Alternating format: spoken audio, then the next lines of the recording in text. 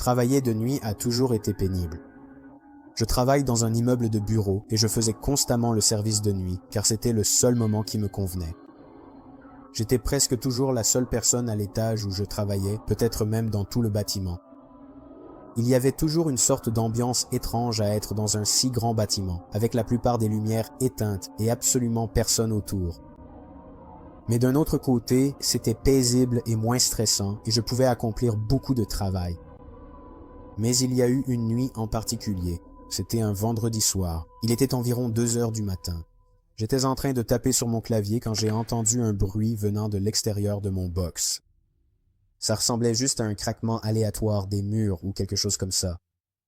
C'est inhabituel dans ce bâtiment, mais je ne me suis pas trop inquiété. J'ai recommencé à taper, mais j'ai de nouveau été interrompu par un bruit. Cette fois, c'était le son d'un ordinateur qui démarre.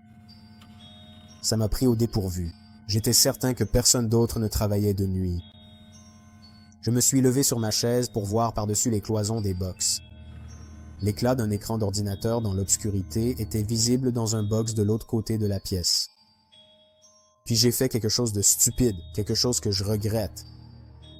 J'ai crié pour demander s'il y avait quelqu'un espérant obtenir une réponse d'un collègue. Mais à la place, j'ai vu la lumière vive de l'écran d'ordinateur de l'autre côté de la pièce s'éteindre et il n'y avait de nouveau plus que l'obscurité de ce côté-là. J'ai commencé à être nerveux. J'ai éteint la lampe et l'écran de l'ordinateur pour ne pas révéler ma position à cette personne, qui qu'elle soit. Je me suis accroupi et j'ai marché sur la pointe des pieds jusqu'à une cabine voisine. Il n'y avait qu'un silence total. Je suis resté assis à attendre que quelque chose se passe pendant Dieu sait combien de temps, mais j'ai fini par décider que la voie était libre. J'ai avancé sur la pointe des pieds devant toutes les cabines jusqu'à atteindre l'ouverture près de la porte de sortie menant aux escaliers et aux ascenseurs. Et c'est là que j'ai compris que ma crainte était fondée. Il y avait un homme, accroupi derrière une plante dans le coin de la pièce, vêtu tout en noir. J'ai senti mon cœur se serrer en le remarquant, mais il ne semblait pas s'être rendu compte que je l'avais vu. Je me suis retourné vers la porte de l'escalier. Il était hors de question que j'attende l'ascenseur et que je prenne ce risque.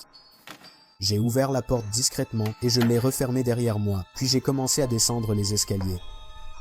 Après avoir descendu environ 2 étages, j'ai entendu la porte au-dessus de moi s'ouvrir violemment, suivi de bruits de pas frénétiques qui résonnaient et descendaient rapidement les escaliers.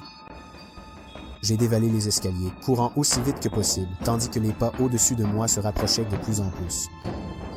J'ai finalement atteint le rez-de-chaussée, traversé le hall d'entrée en courant, puis franchi la porte principale. La personne qui était là-dedans ne m'a pas suivi. J'ai immédiatement appelé la police, ainsi qu'un de mes patrons.